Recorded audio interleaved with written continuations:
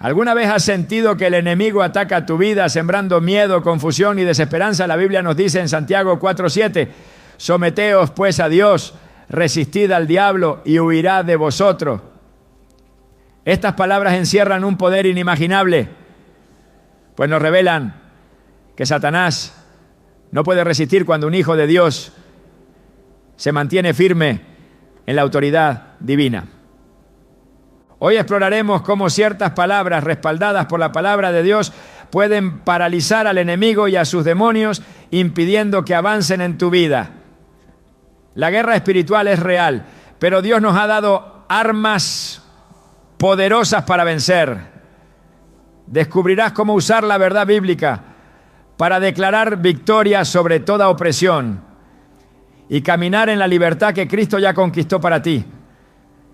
Si alguna vez te has sentido atacado sin razón aparente, este mensaje es para ti. ¿Estás listo para aprender cómo derrotar a Satanás con el poder de la palabra de Dios? El enemigo conoce el poder de la palabra de Dios. Desde el principio de los tiempos, su estrategia ha sido torcer, cuestionar y desviar la verdad divina para sembrar duda en el corazón del hombre. En el jardín del Edén, su primera táctica no fue un ataque físico ni una demostración de fuerza, sino una simple pregunta: ¿con qué Dios os ha dicho? Génesis 3:1. Con esta frase Satanás introdujo el engaño en la humanidad y desde entonces ha utilizado la confusión y la distorsión de la palabra para mantener a muchos atados al temor, la inseguridad y la incredulidad. Pero lo que el enemigo más teme no es que memorices la Biblia como un libro de historia, sino que comprendas el poder que reside en cada palabra que Dios ha pronunciado. Porque cuando un hijo de Dios declara con fe lo que está escrito, el reino de las tinieblas se estremece. Jesús mismo nos mostró cómo enfrentarnos al enemigo. En el desierto, después de 40 días de ayuno, el diablo se presentó con sus mismas artimañas de siempre, intentando hacer dudar al Hijo de Dios. Pero Jesús no argumentó, no debatió, no entró en un juego de palabras con el adversario. Simplemente respondió con 3 palabras que destruyeron cada intento de manipulación. Escrito está, Mateo 4:4. Con estas palabras, Jesús nos dejó un modelo claro de cómo debemos resistir los ataques espirituales, aferrándonos a lo que Dios ya ha dicho, sin añadir ni quitar nada, sin negociar con la duda, sin permitir que el enemigo siembre inseguridad en nuestra mente. Cuando enfrentas opresión, cuando los pensamientos de miedo y desesperanza intentan invadirte, cuando parece que las puertas se cierran y el enemigo susurra que no hay salida, la respuesta no es desesperarte, no es debatir con el enemigo, no es intentar vencerlo con tu propia lógica. La respuesta es hablar la palabra de Dios con autoridad, porque la palabra no es solo un mensaje inspirador, es una espada de doble filo que corta, destruye y desarma toda mentira satánica. Efesios 6:17 lo dice claramente: tomad la espada del Espíritu, que es la palabra de Dios. No es un arma simbólica, no es un concepto abstracto, es la herramienta de combate que Dios ha dado a sus hijos para vencer en cada batalla espiritual. A lo largo de la historia bíblica vemos cómo el poder de la palabra cambia destinos, rompe maldiciones y destruye las estrategias del enemigo. Cuando el profeta Elías se enfrentó a los profetas de Baal en el Monte Carmelo, no confió en su propia fuerza, ni en su capacidad de persuasión, ni en el número de seguidores que tenía. Se mantuvo firme en lo que Dios había dicho. Mientras los falsos profetas gritaban y se laceraban, intentando invocar a sus dioses, Elías declaró la verdad, que solo Jehová es Dios. Y en el momento señalado, el fuego descendió del cielo y consumió el holocausto. Primera Reyes 18:38. El enemigo quiere que creas que la palabra de Dios es solo letra muerta, que no tiene poder real, que es solo un conjunto de historias antiguas. Pero la realidad es que cada promesa, cada decreto, cada declaración de la Escritura es una bomba espiritual que desmantela toda obra de las tinieblas. Hebreos 4:12 nos dice que la palabra es viva y eficaz, lo que significa que sigue activa, operando, transformando, liberando. No es algo que quedó en el pasado, es una fuerza que sigue vigente y que se manifiesta cada vez que alguien la declara con fe. Piensa en la historia de Josué cuando enfrentó los muros de Jericó. Dios le dio una instrucción que a los ojos humanos parecía absurda: marchar alrededor de la ciudad en silencio durante 6 días y al 7º día gritar con fuerza. No hubo armas, no hubo ataques estratégicos, solo obediencia a la palabra de Dios. Y cuando el pueblo gritó, los muros cayeron. Josué 6:20. Lo que el enemigo levanta contra ti no se derriba con tus fuerzas, sino con la autoridad de la palabra de Dios en tu boca. El enemigo sabe que un cristiano sin la palabra es un cristiano desarmado. Por eso, su estrategia siempre ha sido distorsionarla, minimizarla o hacer que la ignores. Quiere que creas que la Biblia es difícil de entender, que no es relevante para tu vida diaria, que solo es un libro de reglas y doctrinas antiguas. Pero cuando comienzas a sumergirte en ella, cuando la declaras con fe, cuando la usas como Jesús lo hizo, algo cambia en el mundo espiritual. La opresión desaparece, la ansiedad se desvanece, el temor retrocede, porque Satanás no puede resistir la verdad. Pablo y Silas lo entendieron cuando fueron encarcelados injustamente. En lugar de quejarse, en lugar de cuestionar por qué estaban pasando por esa prueba, comenzaron a alabar a Dios y a declarar su grandeza. Y mientras lo hacían, un terremoto sacudió la prisión. Las cadenas se rompieron y las puertas se abrieron. Hechos 16, 25 a 26. La palabra de Dios en tu boca no solo te libera a ti, sino que tiene el poder de liberar a otros. Es por eso que el enemigo quiere mantenerte en silencio, quiere que creas que tus oraciones no tienen efecto, que tus declaraciones no importan. Quiere que pienses que la Biblia es solo un libro de historias antiguas, sin relevancia para tus problemas actuales. Pero hoy debes decidir romper esa mentira y comenzar a hablar con autoridad. Cuando Jesús resucitó a Lázaro, no lo hizo con un ritual complejo ni con una oración extensa. Solo dijo: Lázaro, sal fuera. Juan 11:43. 3 palabras llenas de poder, porque no eran palabras humanas, sino la voz del Dios vivo, hablando vida donde había muerte. Cuando la palabra de Dios es proclamada, lo imposible se convierte en realidad. Cada vez que enfrentes una situación imposible, cada vez que el enemigo susurre que no hay esperanza, cada vez que el miedo intente paralizarte, responde con lo que Dios ha dicho, no con lo que sientes, no con lo que las circunstancias parecen mostrar, sino con lo que está escrito. Porque cuando declaras la palabra con fe, algo se activa en el mundo espiritual. Hoy es el día para comenzar a usar la palabra como la espada que es. No puedes darte el lujo de dejarla en un estante, de verla como un simple libro de inspiración. Es tu arma, tu defensa, tu garantía de victoria. Satanás no teme tus opiniones, no teme tus emociones, pero sí tiembla cuando un hijo de Dios se levanta y dice con convicción: escrito está, Ahora es tu momento. ¿Qué muro necesitas derribar? ¿Qué mentira del enemigo necesitas desmantelar? ¿Qué área de tu vida necesita ser transformada por la verdad de Dios? No te quedes en silencio. Habla la palabra. Declárala y observa cómo el enemigo huye. Porque no hay oscuridad que pueda resistir la luz de la verdad divina. El enemigo ha intentado durante siglos usurpar la autoridad que solo pertenece a Dios. Su deseo de ser adorado lo llevó a la caída y desde entonces ha buscado corromper, engañar y someter a la humanidad.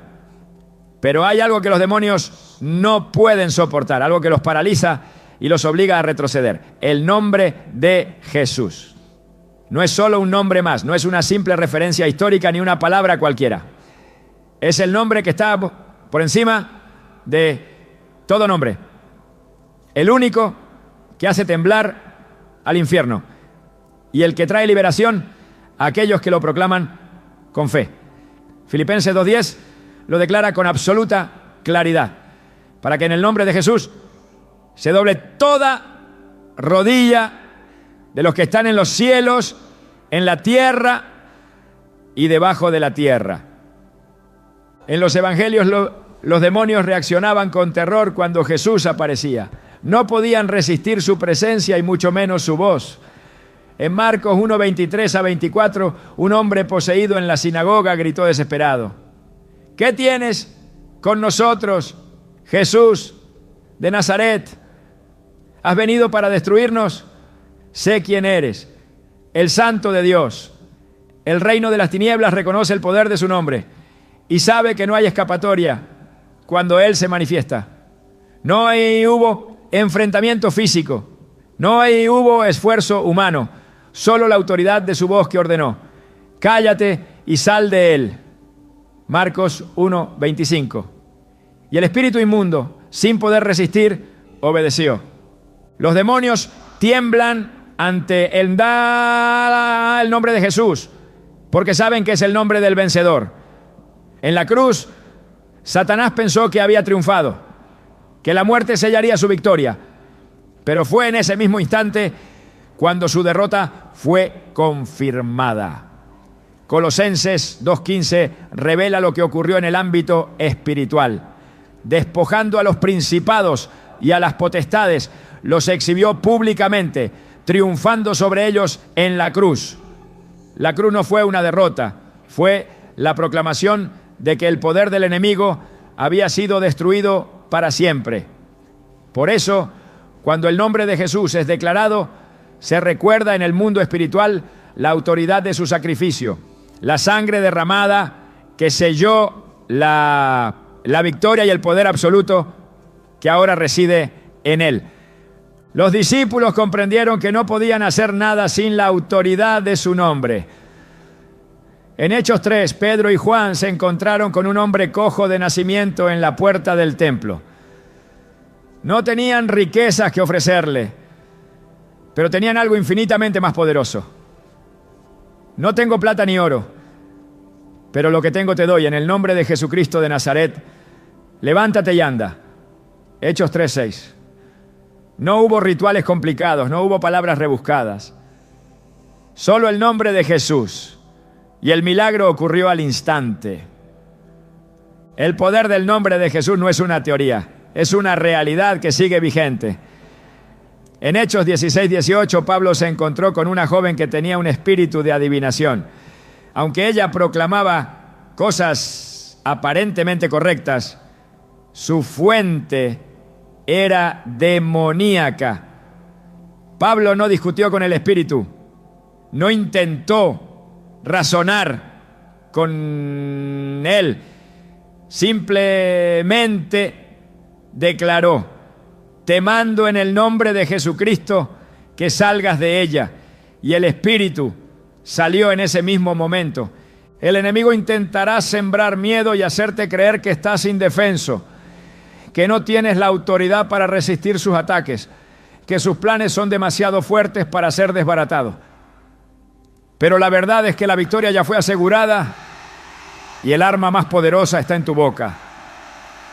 Jesús mismo dijo en Juan 14:13, todo lo que pidáis al Padre en mi nombre lo haré, para que el Padre sea glorificado en el Hijo. Su nombre no es una palabra mágica, no es una fórmula repetitiva.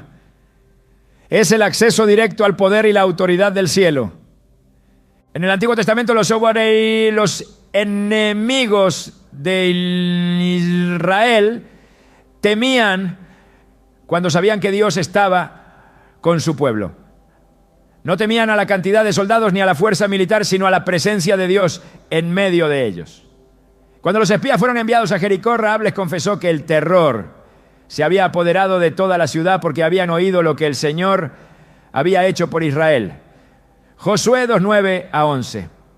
Si el simple conocimiento del poder de Dios sembraba pavor en los enemigos del pueblo de Dios, ¿cuánto más temblará el reino de las tinieblas cuando el nombre de Jesús es proclamado con autoridad?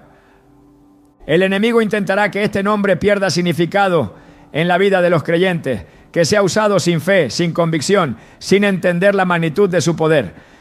En Hechos 19:13-16, los hijos de un sacerdote intentaron expulsar demonios invocando el nombre de Jesús sin tener una verdadera relación con él. Dijeron, os conjuro por Jesús, el que predica Pablo.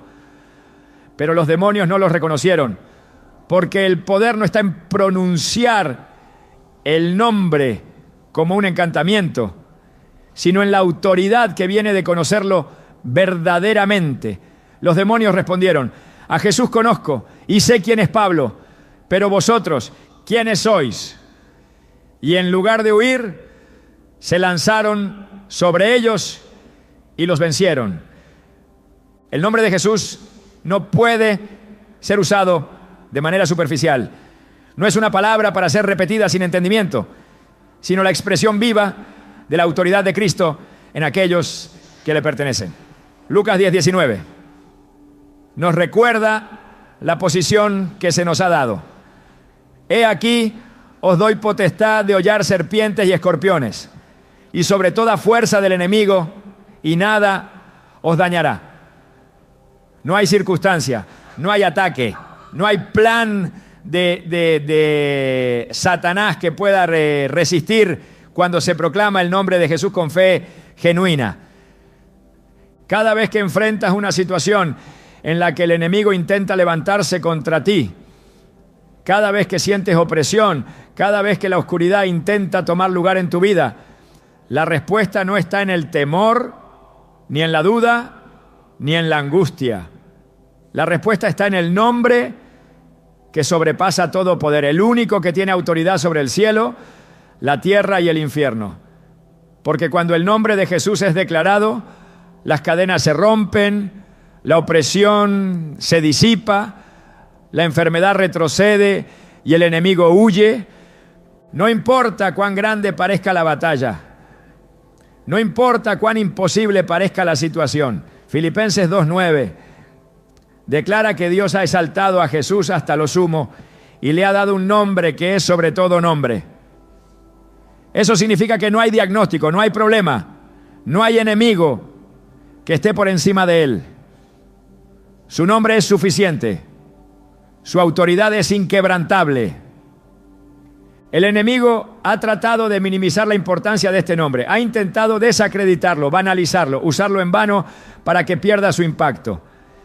Pero la verdad es que sigue teniendo el mismo poder que cuando fue pronunciado por los discípulos. El mismo poder que hizo temblar a los demonios en los evangelios, el mismo poder que destruyó la muerte y el pecado. Porque este no es un nombre común, es el nombre del Hijo de Dios, el nombre que carga consigo la victoria definitiva, el nombre ante el cual toda rodilla se doblará. No se trata de repetirlo sin convicción, se trata de proclamarlo con la certeza absoluta de que su autoridad está vigente, de que el reino de las tinieblas no puede resistirlo, de que su poder no tiene límites. Cada vez que declara su nombre con fe, se activa el poder que resucitó a los muertos, el poder que sanó a los enfermos, el poder que derrotó al enemigo en la cruz. Y no hay tiniebla que pueda resistir la luz que emana de él. El enemigo ha intentado desde el principio destruir todo lo que Dios ha establecido. Su odio hacia la humanidad lo ha llevado a usar el engaño, la opresión y el temor para mantener a las personas cautivas. Pero hay algo que no puede resistir, algo que lo despoja de su poder y deshace sus planes: la sangre de Cristo. Desde el momento en que fue derramada en la cruz, el destino del reino de las tinieblas quedó sellado. La victoria no fue parcial ni temporal, sino absoluta y eterna. Apocalipsis 12:11 lo deja claro. Y ellos le han vencido por medio de la sangre del Cordero y de la palabra del testimonio de ellos. Cada vez que la sangre de Cristo es proclamada, el enemigo es recordado de su derrota definitiva y no puede permanecer. En el Antiguo Testamento, Dios estableció el poder de la sangre como un principio espiritual inquebrantable. En Egipto, cuando la última plaga estaba por caer, la única protección real no fue la fuerza humana, ni el estatus social, ni la preparación militar. Solo aquellos que marcaron los dinteles de sus casas con la sangre del Cordero quedaron a salvo. Éxodo 12:13 dice: y veré la sangre y pasaré de vosotros, y no habrá en vosotros plaga de mortandad cuando hiera la tierra de Egipto. El juicio cayó sobre toda la nación, pero donde estaba la sangre, el enemigo no pudo tocar. Esa sangre era solo una sombra de lo que vendría, un anticipo de la redención perfecta que se sellaría en la cruz. Hebreos 9:12 explica que Cristo entró una vez para siempre en el lugar santísimo, habiendo obtenido eterna redención. Su sacrificio no fue un acto simbólico ni un evento aislado en la historia. Fue el pago definitivo que rompió toda maldición, que canceló toda acta de condenación y que selló la victoria para siempre. El enemigo entiende el poder de la sangre más que muchos creyentes. Sabe que no hay nada que pueda resistir su efecto, que no hay obra de las tinieblas que pueda prevalecer donde la sangre ha sido declarada. En el Antiguo Testamento, los sacrificios eran necesarios continuamente, porque su efecto era temporal. Pero la sangre de Cristo fue derramada una vez y para siempre, estableciendo una protección eterna. Colosenses 2:14 dice que Cristo anuló el acta de los decretos que había contra nosotros, que nos era contraria, quitándola de en medio y clavándola en la cruz. Cada acusación, cada pecado, cada argumento que el enemigo tenía para esclavizar a la humanidad fue cancelado en ese momento. Cuando la sangre de Cristo es proclamada, las cadenas espirituales se rompen. No hay opresión demoníaca que pueda resistir su poder. No hay atadura generacional que pueda permanecer cuando la sangre ha sido aplicada. Satanás intenta mantener a las personas en la ignorancia, hacerlas creer que siguen bajo maldiciones, que todavía están sujetas a su dominio. Pero la verdad es que la sangre ha sido derramada y su efecto es irrevocable. La Biblia muestra que el enemigo no solo teme la sangre, sino que no puede permanecer donde ha sido declarada. En la cruz, cuando Jesús exclamó: consumado es, Juan 19:30, el acta de condenación fue destruida. Las puertas de la esclavitud fueron abiertas y el acceso a la presencia de Dios quedó restaurado. El velo del templo se rasgó de arriba abajo, señalando que la separación entre Dios y la humanidad había sido eliminada. No hay barrera, no hay obstáculo, no hay argumento que pueda resistir la sangre del Cordero. Los sacrificios del Antiguo Testamento eran una constante recordación del pecado, pero la sangre de Cristo lo erradicó por completo. Hebreos 10, 19 a 22 declara que ahora tenemos libertad para entrar en el lugar santísimo por la sangre de Jesucristo. La presencia de Dios, que antes estaba reservada solo para unos pocos, ahora está accesible para todo aquel que ha sido cubierto por la sangre. Donde antes había separación, ahora hay acceso. Donde antes había juicio, ahora hay redención. El enemigo odia que los hijos de Dios entiendan este principio. Mientras logre que vivan en condenación, en miedo, en incertidumbre, puede seguir ejerciendo influencia. Pero cuando alguien comprende el poder de la sangre y la proclama, toda opresión se rompe.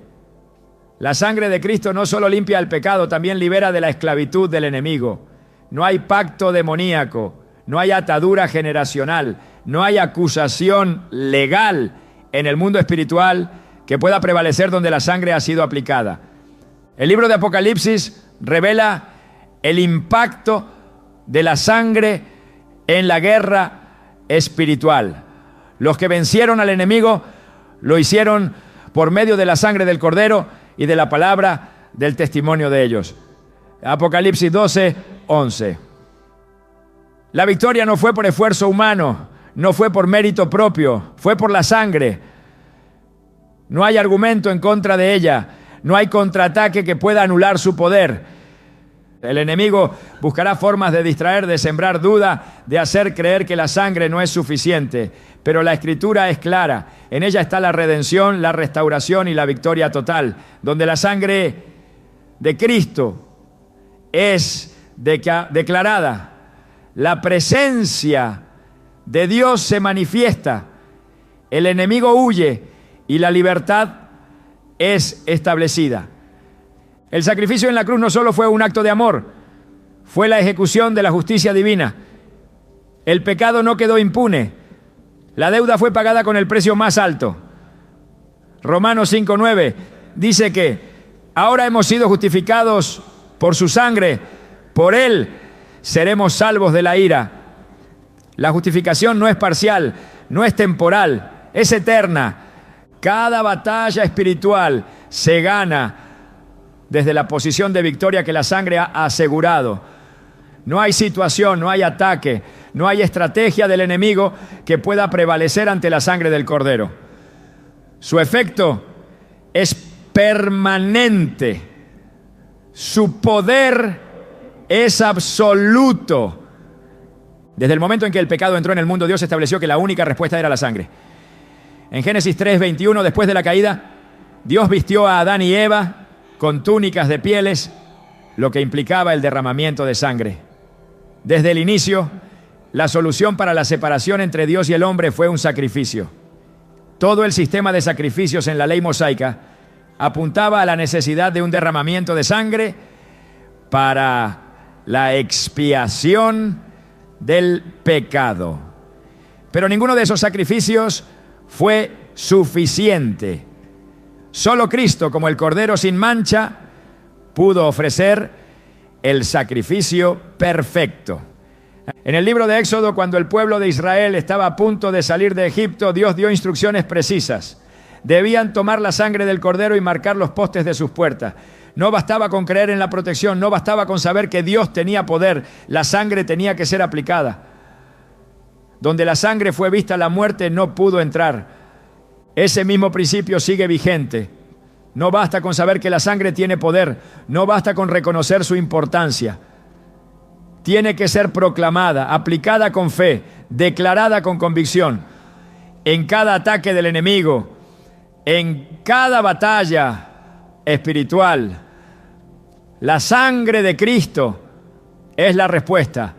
No hay argumento que pueda contradecirla, no hay fuerza demoníaca que pueda resistirla.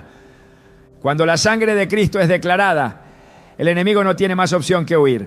No porque la persona sea fuerte, no porque tenga mérito propio, sino porque la sangre es el recordatorio eterno de que la victoria ya fue ganada.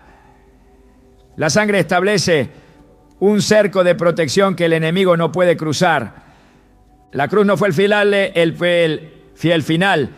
fue el principio de la derrota del reino de las tinieblas. El enemigo pensó que la muerte de Jesús sería su victoria, pero en realidad fue su sentencia final. Colosenses 2:15 dice que Cristo, despojando a los principados y a las potestades, los exhibió públicamente, triunfando sobre ellos en la cruz. La sangre fue derramada, el sacrificio fue consumado, la redención fue asegurada. En cada lucha, en cada circunstancia, en cada ataque del enemigo, la respuesta sigue siendo la misma: la sangre de Cristo. No hay nada más poderoso, no hay nada más definitivo. El enemigo sabe que no tiene poder donde la sangre ha sido proclamada. Y cuando es declarada con fe, toda obra de las tinieblas es destruida.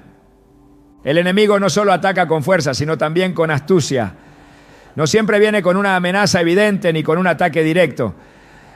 A veces, bueno, su estrategia es más sutil, infiltrándose en la mente, sembrando dudas, introduciendo pensamientos que poco a poco van debilitando la fe. No siempre usa la opresión evidente. A veces basta con un susurro, con una idea disfrazada de lógica, con una voz que se mezcla con la propia conciencia, hasta que la mentira parece verdad. Pero hay algo que destruye completamente cualquier estrategia de las tinieblas, algo que desmantela toda confusión y corta de raíz toda influencia del enemigo: la oración que él no puede soportar.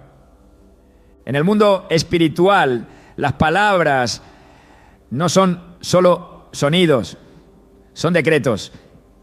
Cuando una oración es hecha con fe y en alineación con la voluntad de Dios, no es solo una petición, es una orden que sacude los cimientos de lo invisible. Jesús no enseñó a orar con palabras vacías ni con repeticiones sin sentido. Su enseñanza sobre la oración fue una revelación del poder que tienen los hijos de Dios cuando se acercan con la autoridad que les ha sido otorgada. En Mateo 6:9-10, cuando enseñó a orar, estableció una verdad que deshace toda obra del enemigo. Padre nuestro que estás en los cielos, santificado sea tu nombre, venga tu reino, hágase tu voluntad como en el cielo, así también en la tierra. Estas palabras no son solo una estructura de oración, son una proclamación de guerra. Cada vez que se declara el reino de Dios, las tinieblas retroceden. Cada vez que se proclama su voluntad, la resistencia del enemigo es quebrada. La oración eficaz no es una formalidad religiosa, es un arma diseñada para deshacer las obras del adversario. Santiago 5:16 afirma que la oración eficaz del justo puede mucho. No se trata de un rito vacío, sino de una herramienta capaz de cambiar destinos, de intervenir en lo imposible, de liberar lo que ha estado atado. Cuando Daniel oró, hubo una respuesta inmediata en el mundo espiritual, aunque la respuesta fue retenida por una resistencia demoníaca. La oración persistente desató la intervención divina. En Daniel 10:12-13, el ángel le dijo: desde el primer día que dispusiste tu corazón a entender y a humillarte delante de tu Dios, fueron oídas tus palabras, y a causa de tus palabras yo he venido. Mas el príncipe del reino de Persia se me opuso durante 21 días. La oposición en el mundo espiritual no significa que la oración no haya sido escuchada, sino que el enemigo intenta bloquear la respuesta. Pero no hay resistencia que pueda mantenerse cuando una oración es sostenida con perseverancia.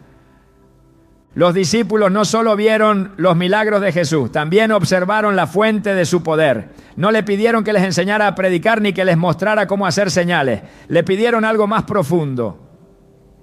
Señor, enséñanos a orar. Lucas 11:1.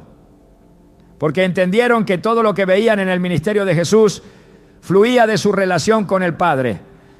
Cada sanidad, cada liberación, cada palabra de autoridad provenía de la comunión que mantenía en la oración. Jesús no oraba por costumbre, oraba porque en la oración estaba la clave de su autoridad.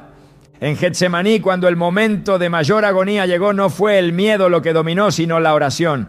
Mientras los discípulos dormían, Jesús estaba en una batalla espiritual.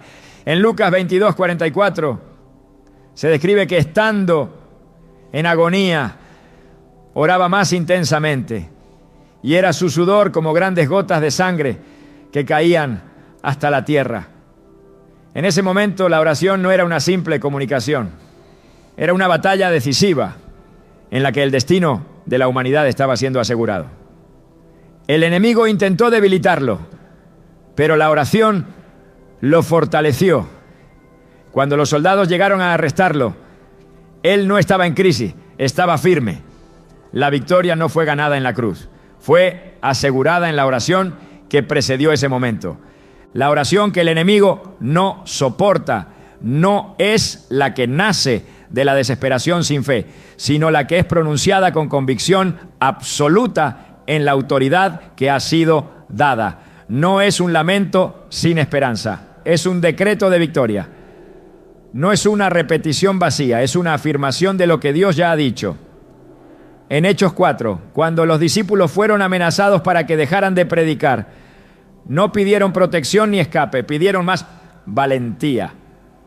Oraron diciendo: Señor, mira sus amenazas y concede a tus siervos que con todo denuedo hablen tu palabra. Hechos 4:29. Y la respuesta fue inmediata.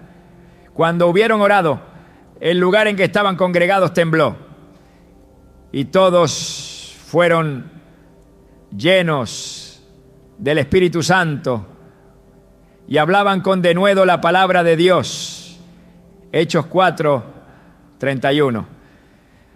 El enemigo no teme una oración superficial, pero sí una oración que activa el poder del Espíritu. No puede resistir cuando un creyente ora en el nombre de Jesús, porque ese nombre es la sentencia de su derrota.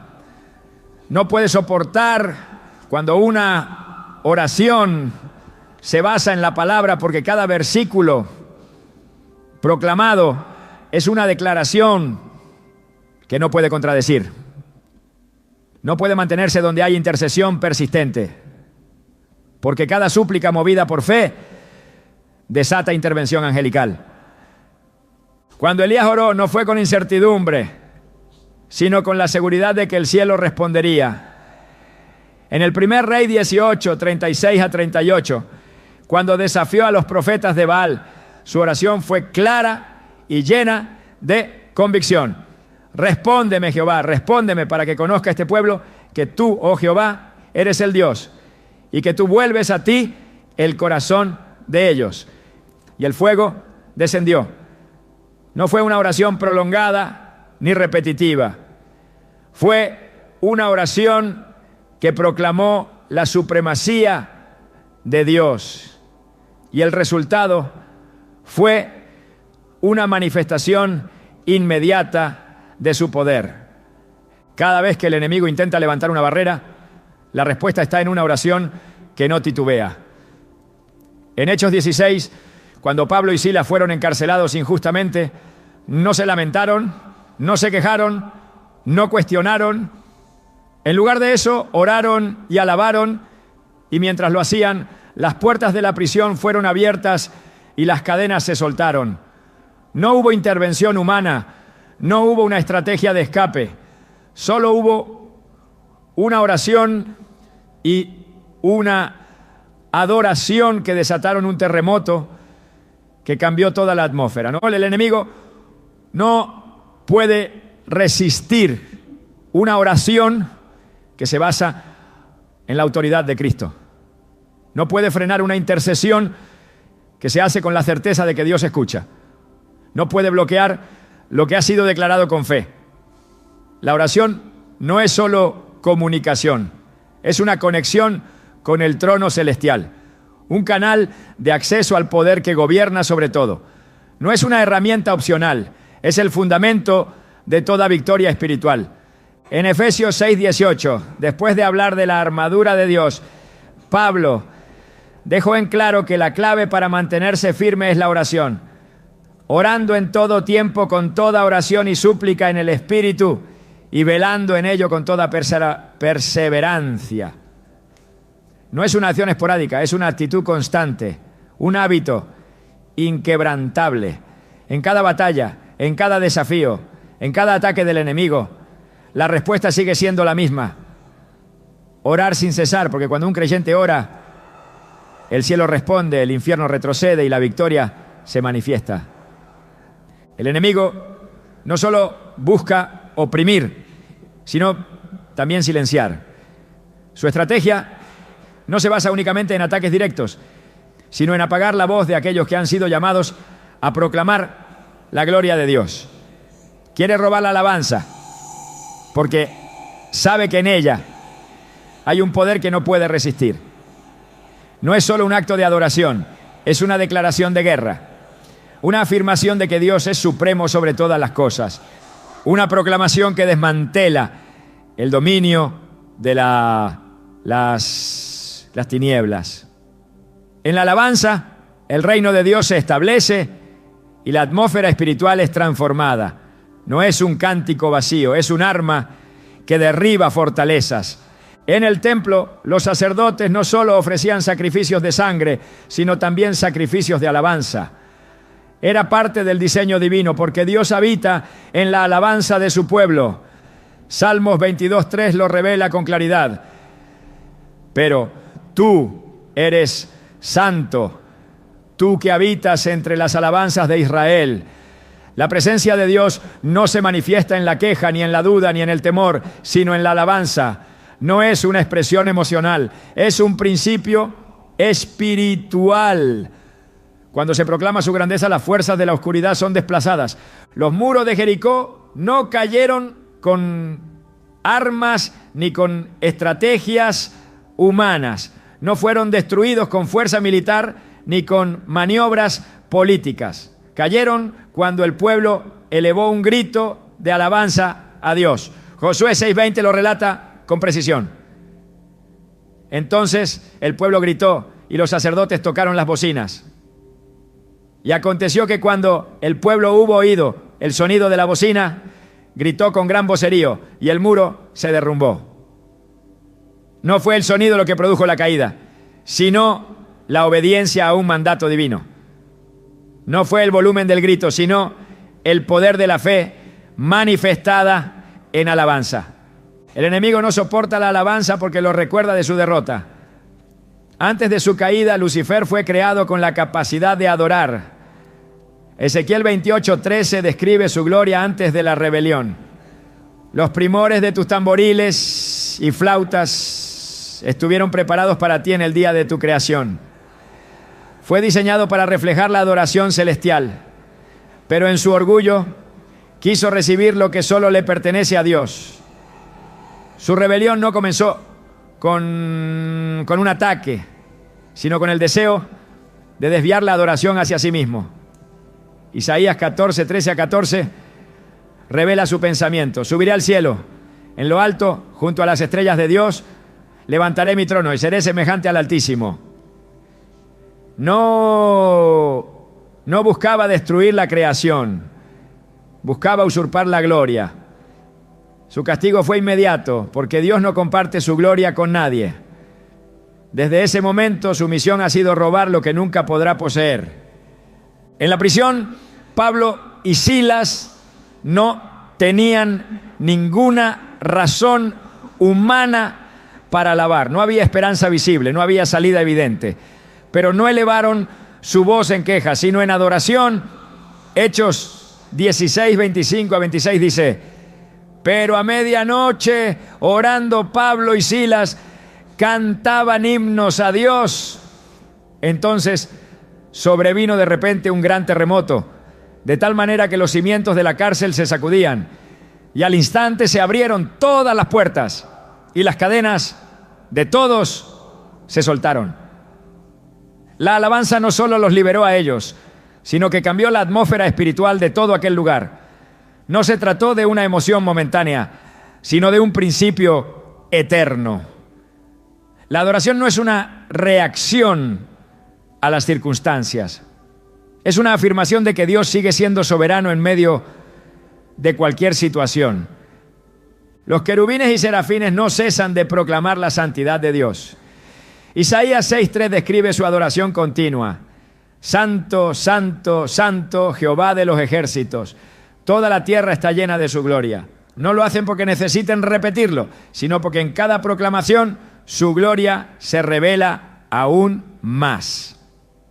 La adoración no es un acto estático, es una manifestación progresiva de su presencia. Donde hay adoración genuina, su poder se manifiesta. En 2 Crónicas 20, cuando el pueblo de Judá enfrentó una amenaza imposible, la instrucción de Dios no fue preparar armas, sino levantar adoradores. Y cuando comenzaron a entonar cantos de alabanza, Jehová puso contra los hijos de Amón, de Moab y del monte de Seir las emboscadas de ellos mismos. 2 Crónicas 20:22. No fue una estrategia humana, fue una manifestación del principio divino. La adoración desata intervención celestial. En el cielo, la adoración no se detiene.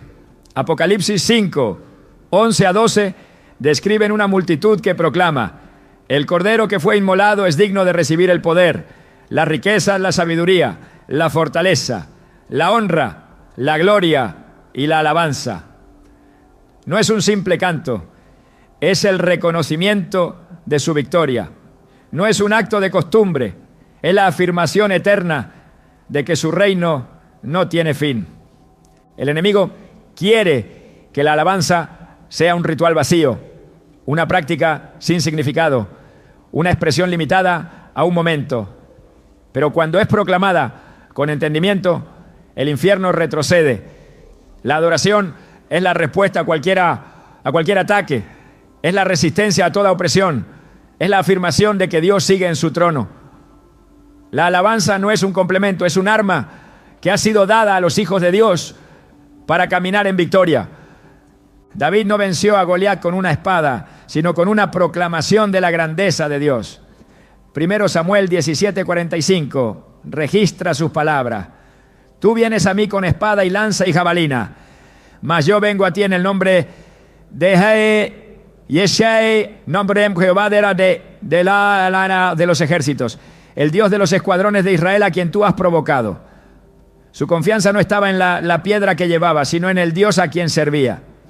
La batalla no fue ganada en el campo de guerra, sino en la declaración de la supremacía divina. El Salmo 149:6 revela el efecto de la alabanza en el mundo espiritual. Exalten a Dios con sus gargantas y espadas de 2 filos en sus manos. La adoración no es solo un cántico, es un arma que corta toda resistencia del enemigo. No es solo una expresión, es una estrategia de guerra. Donde hay alabanza hay presencia divina. Donde hay presencia divina, las tinieblas no pueden permanecer. En la eternidad la adoración será la declaración final. Apocalipsis 7:9-10 describen una multitud que clama con gran voz.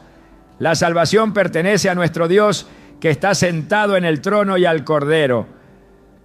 No habrá más llanto, ni dolor, ni opresión. Solo una proclamación eterna de su gloria. La adoración no es un acto momentáneo, es un reflejo del diseño celestial. No es un escape emocional, es una afirmación de la verdad absoluta. El enemigo intentará desviarla, minimizarla, silenciarla. Pero donde hay un pueblo que entiende su poder, la victoria es inquebrantable. Porque la alabanza no es solo un sonido, es la manifestación de que el reino de Dios gobierna sobre toda la creación. El enemigo no solo busca atacar desde afuera, sino infiltrar desde dentro. No siempre viene con violencia ni con una manifestación visible de su obra. Muchas veces su estrategia es más sutil, más peligrosa, más insidiosa. No siempre usa el miedo ni la opresión evidente. A veces lo único que necesita es que el creyente abra una puerta, que baje la guardia, que descuide su vida espiritual lo suficiente para darle acceso. No hay ataque más efectivo que aquel que pasa desapercibido, que se disfraza de normalidad, que hace que la influencia del enemigo se convierta en algo cotidiano hasta que la presencia de Dios parece distante y la resistencia espiritual se debilita. La fe y la obediencia no son solo principios abstractos, son la defensa contra toda obra del adversario. La Escritura es clara sobre el peligro de permitir cualquier punto de acceso a las tinieblas. Efesios 4:27 advierte: ni deis lugar al diablo. No hay acción sin consecuencia, no hay decisión sin impacto espiritual. No hay acto de desobediencia que no tenga un efecto real en la relación con Dios. El enemigo no necesita una rendición total, le basta con una rendija, con un área comprometida, con un punto vulnerable, que no haya sido sometido a la autoridad divina. La desobediencia no solo desactiva la protección de Dios, sino que entrega derechos legales en el mundo espiritual. Cada acto contrario a la voluntad de Dios es una concesión al adversario, una oportunidad para que su influencia se fortalezca y la resistencia espiritual se debilite. Desde el principio, la estrategia del enemigo ha sido sembrar dudas sobre la obediencia a Dios. En el jardín del Edén no usó la fuerza ni el terror, solo una pregunta: ¿con qué Dios os ha dicho? Génesis 3:1. No necesitó más que una insinuación para que la confianza en la palabra de Dios comenzara a desmoronarse. No fue un ataque visible, fue un cuestionamiento sutil que llevó a una decisión de desobediencia. Y con esa decisión, la autoridad que Dios había entregado al hombre fue arrebatada por el adversario. Desde entonces, toda obra de Satanás ha estado basada en la misma estrategia: llevar a los hijos de Dios a apartarse de la verdad, convencerlos de que no es necesario obedecer completamente, hacerles creer que pueden comprometer la fe sin consecuencias. Jesús no cedió ante esa estrategia. En el desierto, cuando el enemigo intentó tentarlo con la misma táctica, la respuesta fue firme y absoluta: escrito está. Mateo 4:4. No hubo duda, no hubo negociación, no hubo espacio para el engaño. La obediencia a la palabra fue la clave de su victoria. No se trataba solo de resistir la tentación, sino de afirmar la verdad sobre la cual su autoridad estaba establecida. Por eso, cuando el enemigo se retiró derrotado, Jesús salió del desierto en el poder del Espíritu. La obediencia no solo protege, sino que empodera, no solo defiende, sino que activa la manifestación del reino de Dios en la vida del creyente. La desobediencia no solo afecta a quien la comete, sino a todo lo que está bajo su influencia. En la batalla de Jai, el pueblo de Israel fue derrotado porque Acán había tomado lo que Dios había prohibido. Josué 7:1 lo declara con contundencia: los hijos de Israel cometieron prevaricación en cuanto al anatema. No fue un acto visible de idolatría, ni una rebelión abierta contra Dios. Fue un acto oculto que contaminó toda la nación. Hasta que la desobediencia no fue confrontada, la derrota persistió. No hubo avance hasta que lo que estaba contaminando al pueblo fue eliminado. El enemigo sabe que mientras el creyente camine en obediencia, su acceso es nulo. Por eso su táctica no es siempre el ataque frontal, sino la seducción, la distracción, la justificación del pecado. Si logra convencer a alguien de que la obediencia no es absoluta, de que hay áreas en las que puede tomar sus propias decisiones sin considerar la voluntad de Dios, entonces ya ha ganado la mitad de la batalla. Pero la Escritura es clara. Si oyeréis hoy su voz, no endurezcáis vuestros corazones. Hebreos 3:15. No hay espacio para la resistencia a la voluntad de Dios. No hay margen para la rebeldía. No hay justificación para el pecado oculto. La fe no es solo creer en Dios, es vivir de acuerdo con lo que Él ha dicho. No es solo aceptar su existencia, es someterse a su autoridad en cada área de la vida. Hebreos 11:6 lo declara sin ambigüedades. Sin fe es imposible agradar a Dios. No dice difícil, dice imposible. No hay obediencia sin fe. No hay victoria sin sumisión total a su voluntad. La fe no es solo un concepto, es la llave que activa el poder de Dios en la vida del creyente. El enemigo no puede hacer nada contra una fe inquebrantable. No pudo detener a Abraham cuando creyó en la promesa de Dios, aunque todo lo natural parecía decir lo contrario. Romanos 4:20-21 describen su postura. No dudó por incredulidad de la promesa de Dios, sino que se fortaleció en fe, dando gloria a Dios, plenamente convencido de que era también poderoso para hacer todo lo que había prometido. Esa fe fue contada por justicia, porque no estaba basada en las circunstancias, sino en la verdad de Dios.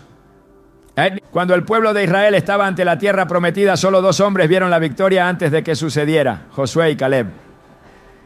Los demás vieron gigantes, obstáculos, imposibilidades, pero ellos vieron la fidelidad de Dios. Números 14:8-9 registra su declaración.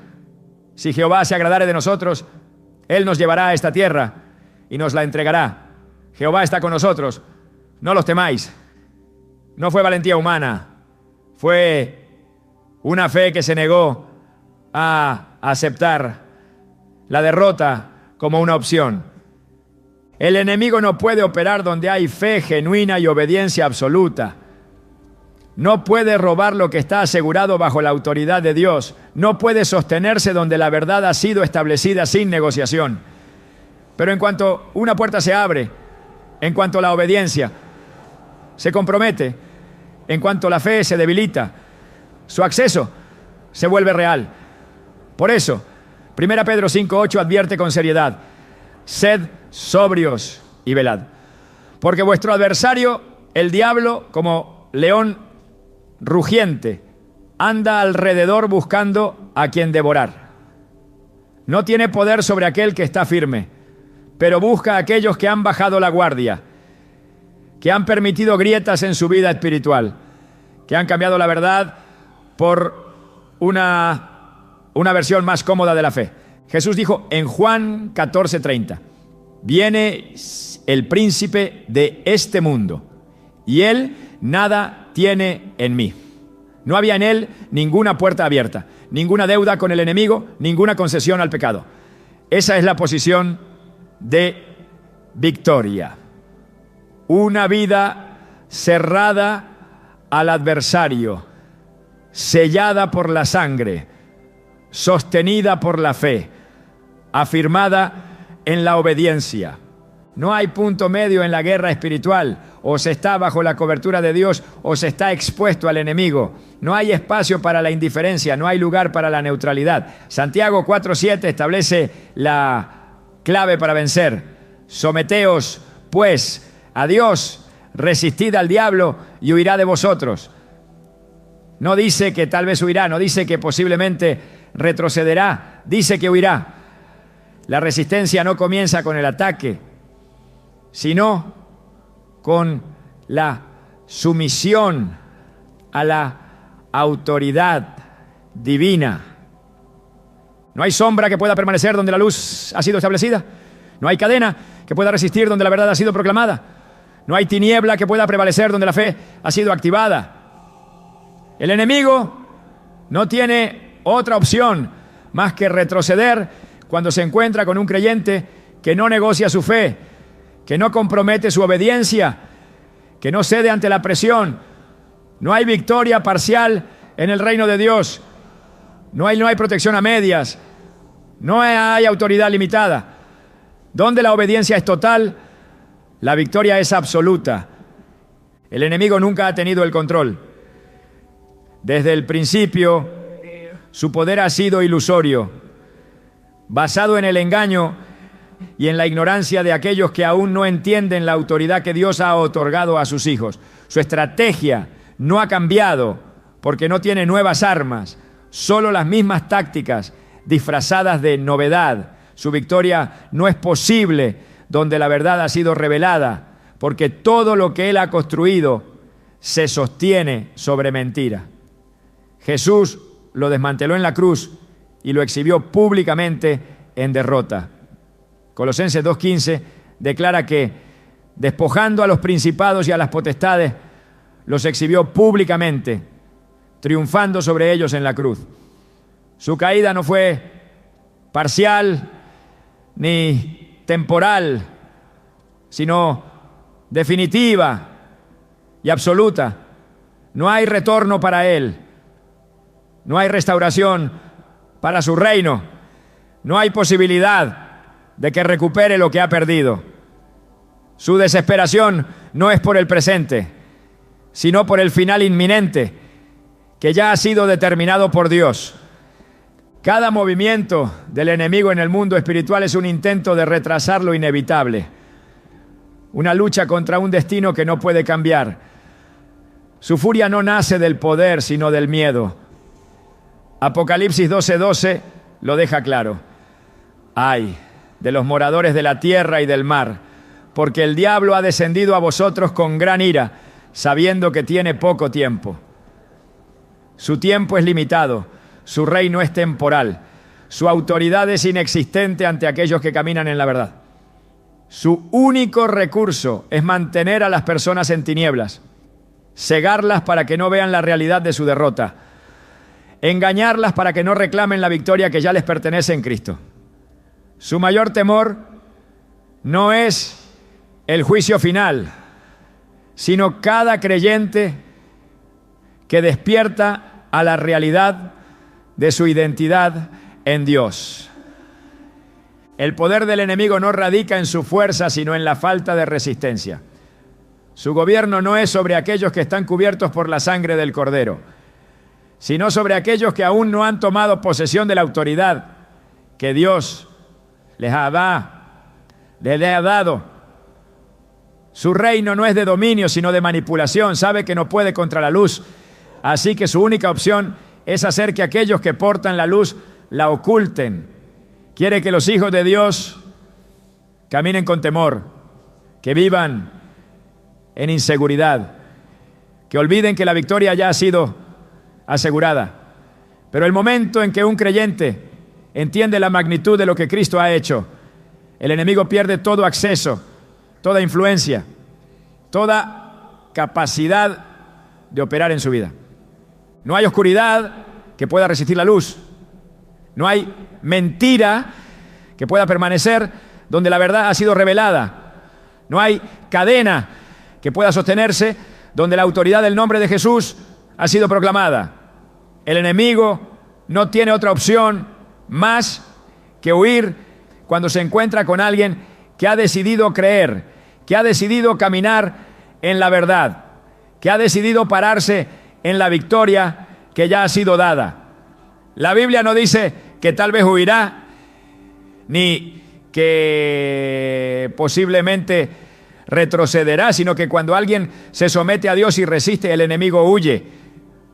Santiago 4:7 es una certeza, un decreto, una realidad inquebrantable. El enemigo ha pasado siglos construyendo un sistema de manipulación para hacer creer que su dominio es legítimo, para hacer parecer que su influencia es inevitable. Pero todo lo que ha edificado está destinado a colapsar. Apocalipsis 20:10 revela su destino final. Y el diablo que los engañaba fue lanzado en el lago de fuego y azufre, donde estaban la bestia y el falso profeta, y serán atormentados día y noche por los siglos de los siglos. No hay redención para él, no hay escape, no hay alternativa. Su final ya ha sido escrito y no hay palabra que pueda revocarlo. Mientras ese día llega, su única opción es resistir el tiempo que le queda. Pero su resistencia no es contra Dios, porque sabe que no puede desafiar al Todopoderoso. Su resistencia es contra aquellos que aún no han entendido que ya han vencido. Quiere hacerles creer que la lucha sigue, que la victoria es incierta, que aún tiene algún poder que ejercer. Pero su estrategia se desmorona en el momento en que un hijo de Dios se levanta y toma la posición que le ha sido dada. Romanos 16:20 es una declaración que desmantela todo intento de prolongar su reinado. Y el Dios de paz aplastará en breve a Satanás bajo vuestros pies. No bajo los pies de ángeles, no bajo ese pie, no bajo el poder de ejércitos celestiales, sino bajo los pies de aquellos que han sido llamados por su nombre. El enemigo ha intentado usurpar lo que nunca le perteneció. Su caída fue causada por su deseo de tomar la gloria de Dios para sí mismo. Su engaño ha sido hacer creer que puede ofrecer lo que nunca tuvo. Su oferta a Jesús en el desierto fue una prueba de su arrogancia sin fundamento.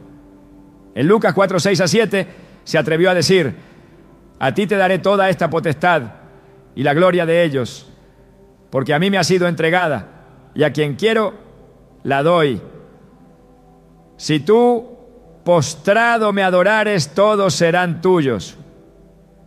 Pero Jesús no discutió, no intentó razonar con él, solo respondió con la verdad. Escrito está: al Señor tu Dios adorarás y a Él solo servirás. Lucas 4:8.